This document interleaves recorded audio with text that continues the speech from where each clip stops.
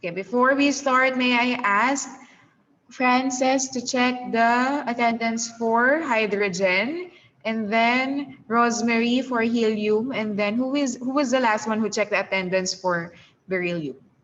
Is that Ishi? Ishi, right?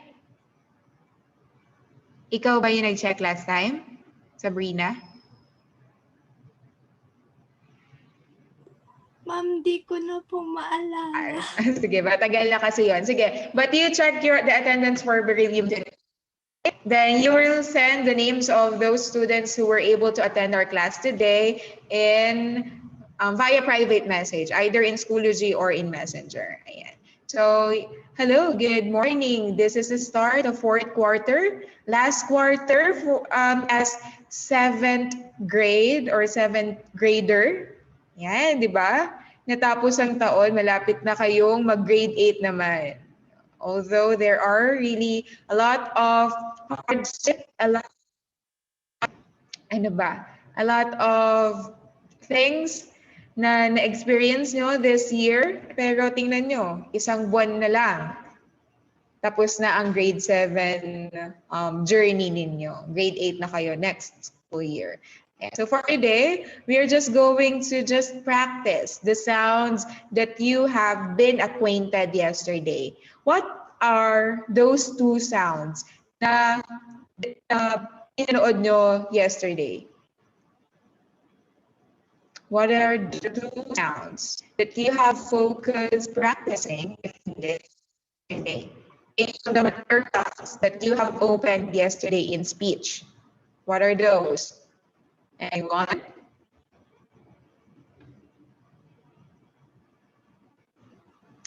The TH and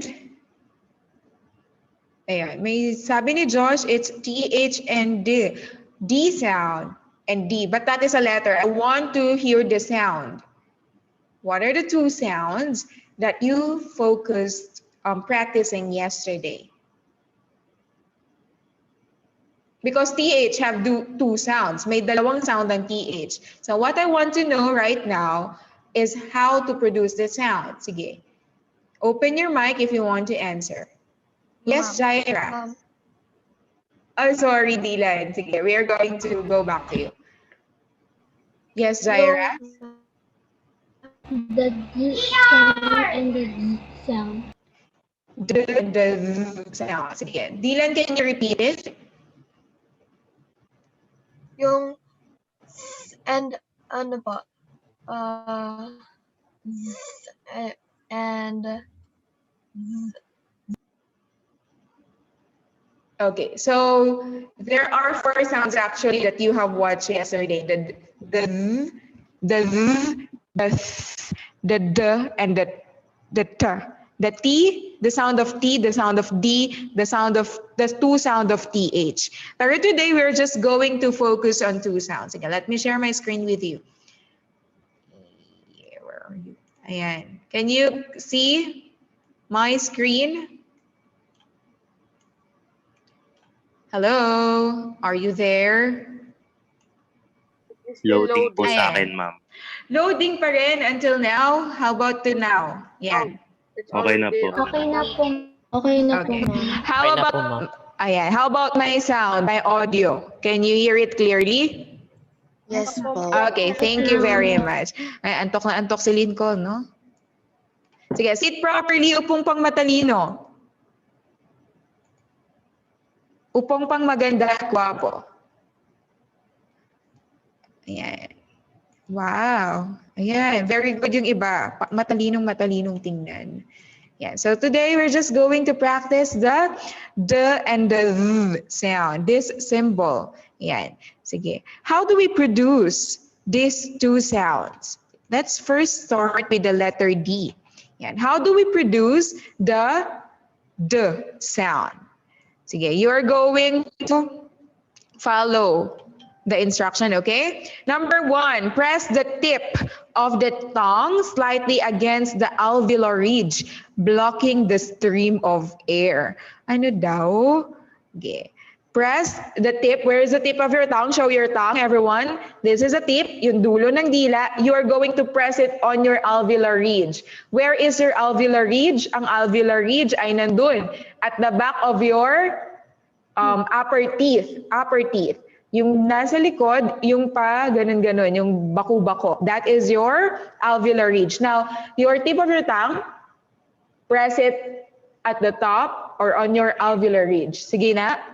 Yun yan. Sige, syempre hindi ko makikita, but do it. Yeah. And then, the teeth are almost closed and the lips are parted. Let a stream of air escape from the mouth, pushing down the tip of the tongue. Yeah. So, di ba, yung tip nasa nakapress sa alveolar ridge, and then you are going to push down the tip of the tongue. So, you say, duh, duh, duh, duh. D, D. Yeah. The D sound is voiced. Make sure the tip of the tongue presses against the ridge and not against the teeth. Dapat hindi siya dito sa ngipin. Dapat nandun sa alveolar ridge. Sige nga. Then put your, raise your right hand. Where is your right hand, everyone? Kung makita. Sige, raise your right hand and then put it on your throat, and then say the sound D, D, D, D, D, D, D. Dapat meron pong vibration. Can you feel vibration? While saying the sound, Yes, if you are feeling the vibration, you are saying the correct sound. Pag wala, sige nga, gawin nyo wala. Dapat walang vibration. Anong sound ang napoproduce? The T sound. Very good, the T sound. Kaya dapat, alam nyo na ang D sound dapat may vibration. If you have vibration, you are producing the correct sound. Sige. Yan. Okay. Sige, let's practice the words with the sound. Let's start with the words with the sound in the initial or in initial part of the word. Okay? Say, I will read the word first and then you're going to repeat it after me. Please open your microphones.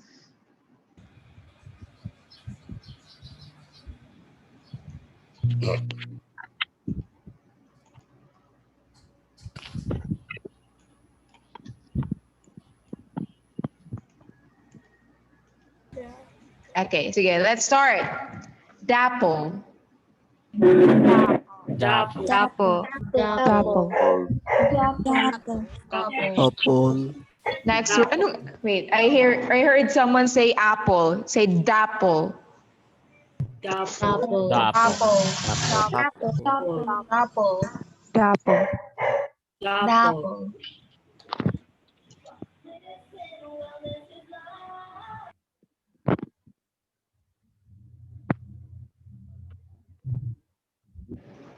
Hello, can you hear me? Yes. Okay, Yes, next. ma'am. Say the word diet. Diet. Diet. Diet. Next, we have the word dessert. Dessert. Dessert.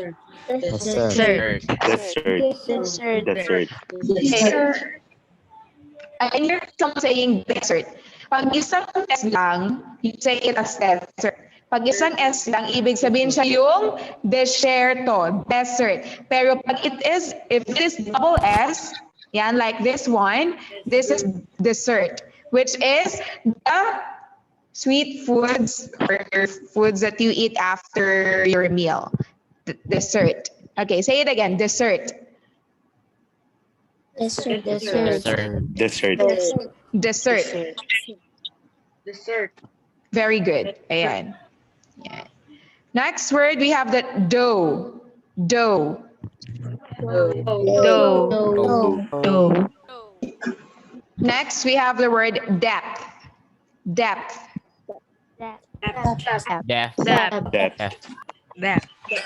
And last word, we have the word dazzle. Dazzle.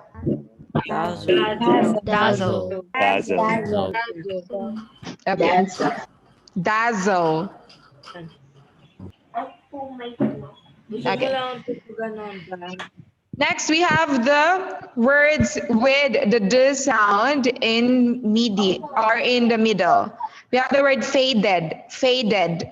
Say it again. Faded. Dead. Faded. Very good. Next word, we have the word redeem. Redeem. Redeem. Next word, we have the word gender. Gender.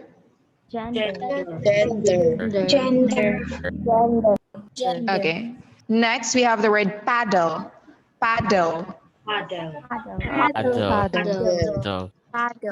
Very good. Next, we have the word hinder. Hinder. Hinder. What do you mean by hinder? What do you mean by hinder? What do you mean by hinder? Hinder? Hinder? Hinder is the one who is stopping, pumipigil, hinder. Yan. Next, we have the word vendor. Say it again. Vendor. Vendor. Very good. Endor. Vendor. Next, now we have the word with the D sound and found in the final part of the word. We have the word jade. Again, jade. Next, we have the word raid. Raid. Next, we have the word mood. Mood. Next, mold. Again, mold.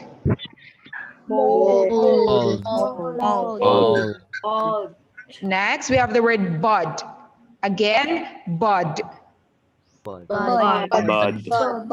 Very good. And the last word is grade. Again, grade. Grade. Very good. Now we have these words. Yeah, it's the sound can be found at the end. We have the word hugged. Hugged. Hug. Ayan. And this word, as you can see, they are all in past tense. Tama? Past tense. Now, when we are writing, we can easily identify if the word is in past tense because it has D. Most of the words, regular verbs has D when they are in past tense. But when we are saying it, how will we be able to say or to allow the one who we are talking to know that the word is in past tense? So dapat when we are saying the words in past tense or the verbs in past tense, we can still the one who are listening to us can hear the D sound at the end. Sige. Like the word hugged. Hugged. Say it again.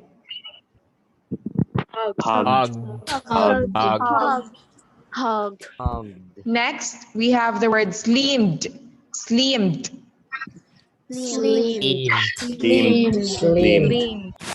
Sometimes, instead of D sound, we can just say it with T sound at the end, like slimmed. Slimmed. Diba? Pwede yun. Dito sa word na mga ganito. Next word, we have the word foiled. Foiled. Next, plugged. Plugged.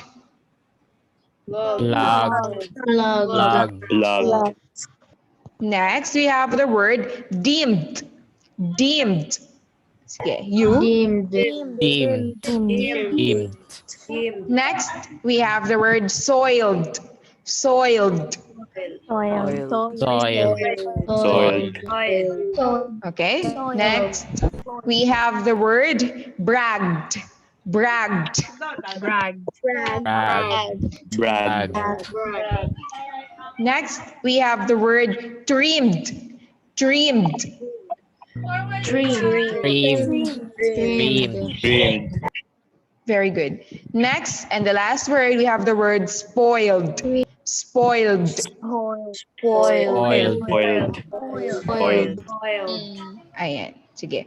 Yan. Again, if you are pronouncing or saying the words or the verbs in past tense with D at the end, make sure that you're or the one who are listening to you can hear the D sound at the end. Okay. Now you have no problem with letter D or the D sound. You have no problem with that because we can easily pronounce that as a Filipino.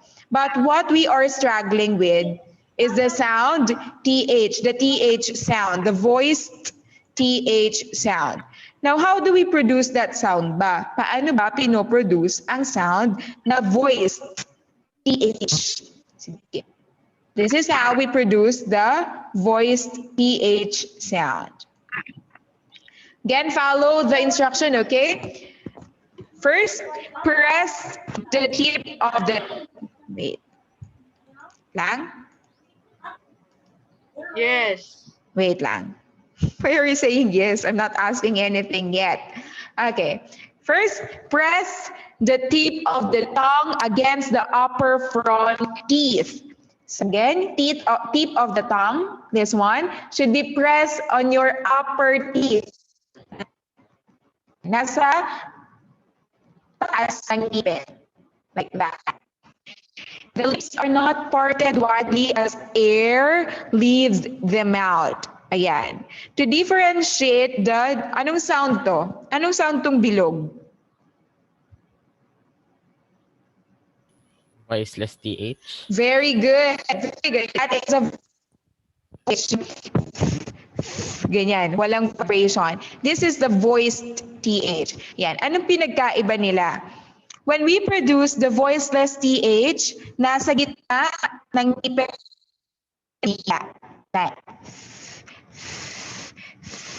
But when we produce the voiced, pag sinabing voice, may vibration po. When we produce the voiced TH, yung dila natin nasa taas lang ng ngipin. Ay, ganyan. Okay? Now, ayan.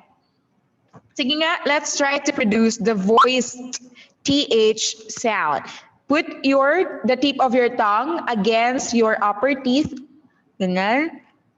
Blow some air and then make sure you have vibration. Sige, 1, 2, 3, go. Anong j? Wait, again, sige. Wait lang ha. Someone's calling me.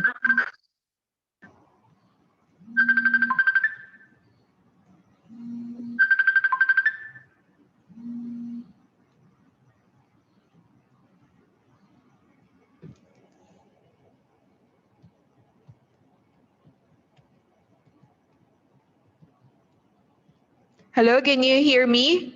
Ayan. Yes, Sige. ma'am. Again, put the tip of your tongue against your upper teeth. Ganito. Ganyan. Like that. And then blow some air. Make sure you have vibration. Say the sound.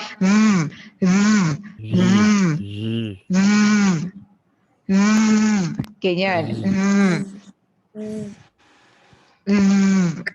Like that. Dapat po yung dila ay nasa ngipin, ha? Makaganyan. Nasa gitna ng ngipin. Like that. Yan. Yung tip lang. The tip only. Sige. Let's continue. What? The. Sige. Let's try to practice the words with voiced TH sound. Again nga, can you draw it on my screen how to write the symbol of voiced TH? Sige nga, please draw it on my screen.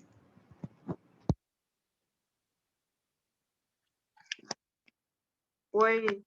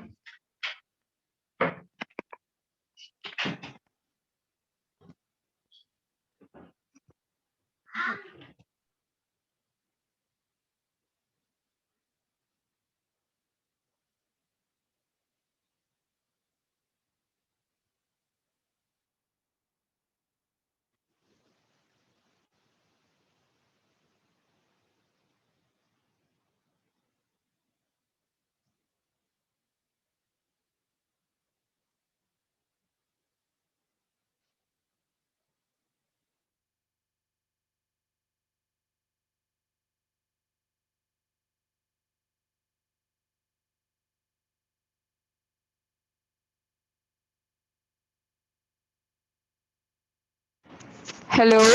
Can you hear me Yes, now? ma'am. Yes, ma'am. Yes po. Thank you. Yes Sige, po. asa na yun? Ay, nawala yung isinulat nyo. Can you repeat it? Sorry. Ayan. Repeat what you have written here on the board earlier. Okay. Parang letter D lang ang nakikita ko. Ayun. But, anong kulang? What's missing? Ayun, may tama akong nakita. I will encircle the, yung mga correct. This one is correct. Ayun. Ito din. It should be inside the 2 slashes. Like that. Ayan. Sige, I will clear it. How about the voiceless TH? How about the voiceless TH? How do you write the symbol? Very good. Yan. Yung iba, bilog lang nakikita. Ayun, not yet done. Very good. This one. This one. This one. Ayan. Ayan. Ayan. Very good. Sige, let's proceed. O, tama na, tama na. Okay, let's proceed with our practice. Ayan. Sige. Voice TH that can be found in the initial part of the word. We have the word them. Again, say it with me, them. Them. Them. Them. Next, we have the word there. There. There. Air. There. There. There. Next. Okay, next we have the word then. Then. Then. And Then. then. Then. There. Yeah, very good. Next, we have the word this. This. This. This. Next, we have the word these. These. These. These. These. Very good. These. What's the difference between these two? This one, Singular. singular. Very good. Very good. These. Now, this one, the second one, it's for For plural. Plural. plural. Madami. These are my students. This is my class record. These are my students. Very good. Next, how about this one? There. There. There. Ayan. There. There. Okay, what's the difference of, wait. What's the difference of there and there? This one, this means, There. For is- people. okay, Person pala. Could it's be for something someone owns. very good. Something that someone or they own. There. Ibig sabihin, kanila. For There. plural. Their chairs. Their bag. How about there? Itong there. About a place. Very good. Pointing to a place na malayo sa'yo. There. Doon. Again, ang there, kanila. Ang there, doon. Yan. Yung iba kasi nagpo-post tapos nagkakamali dito. Yan. Okay? Next, we have words with voiced TH sound in the middle. We have first the word, say it with me, weather. Again, weather. Weather.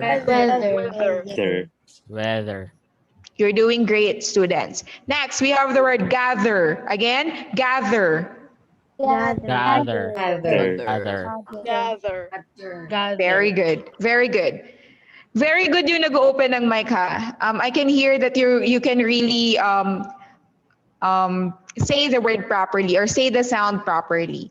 Articulate the sounds properly. Yung mga iba kaya na hindi nag-open. Next, we have the word brother. Again, brother. Brother. Brother. Very good. Next, we have the word southern. Southern. Southern. Again, South. southern. Very good. Next, we have the word leather. Again, leather.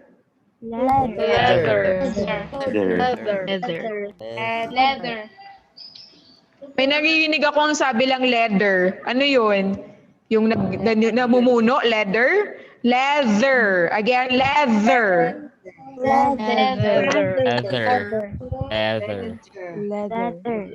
Okay, next. Leather. Next, we have the word feather. Feather.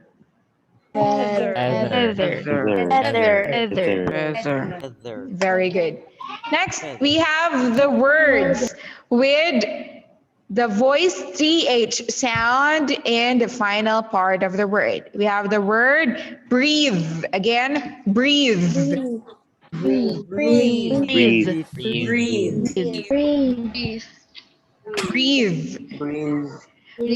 Okay, pag tinanggal ko to, anong basa? Breath. Very good. Ano na yung TH dito pag breath na siya? Voice or voiceless? Voiceless. Voiced or voiceless? Very good. Voiceless. Pero pag tinanggal pag ganito, is this voice or voiceless? Voice. Very good. Very good. Next, we have the next word. We have the word soothe. Soothe. And next, very good. Next, we have the word. Can you hear me? Can you still hear me? Ayan. Clothe. Clothe. Pag walang E, very good. Cloth. Cloth. Next, we have, how do you read this? Blind. Yes. Blithe. Anong meaning nito? Anong meaning nito? Ito ba yung fan group ni ano? Hindi na yan? Kaninang group to? Andrea Brilliante. Hindi. Means parang masaya. Ganon. Blithe. Yan. Okay? Hindi yan yung group ni Andrea Brillantes. Yung fan, ano niya. Why ata yun, no? Sige. How many minutes do I have? 3 minutes? Sige. With 3 minutes, nakikita nyo ba na may remaining meeting time na nakalagay? No. Yes, ma'am. Yes. Sige. Sige. Let's use that 3 minutes for this activity. Ayan. We have the activity do or that. The underlined words are not the correct words. This is not the correct words. Can you guess what they should be? Clue. Correct words should have the V sound or the voiced TH sound. Yan. Okay? Sige. We're going to read it together. Tapos, we are going to stop to the underlined words. Now, if you know the correct word, just type it on the chat box. Do not open your microphone. I do not say the word do not say the correct word. Rather, type it in the chat box. Okay? Is that clear? Papalitan nyo lang po yung mga naka-underline word. Sige, let's read the sentence or the paragraph. 1, 2, 3, go. Don and his other brothers. So the first word is other. What could be the correct word?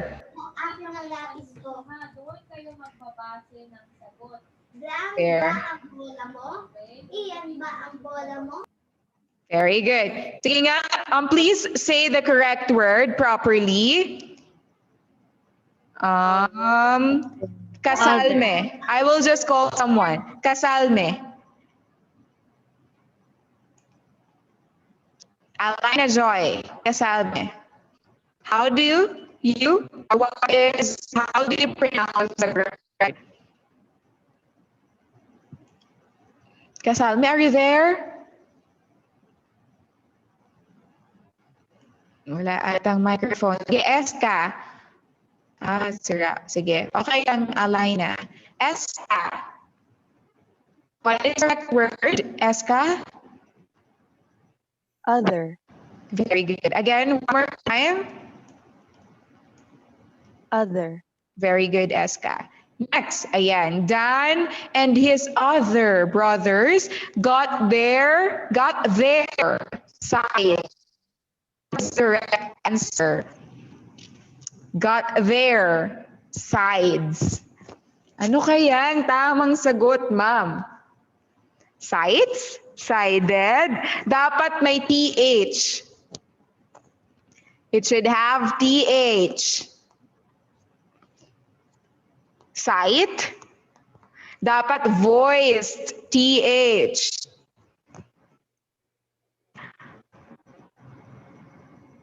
Sight? Scythe? Is there such a word like that?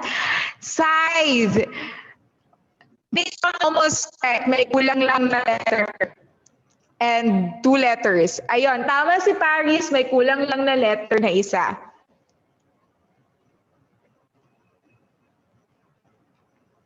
It's sides, di ba? Their sides. Very good. It should be sides. Sides. Ano ba yung sides?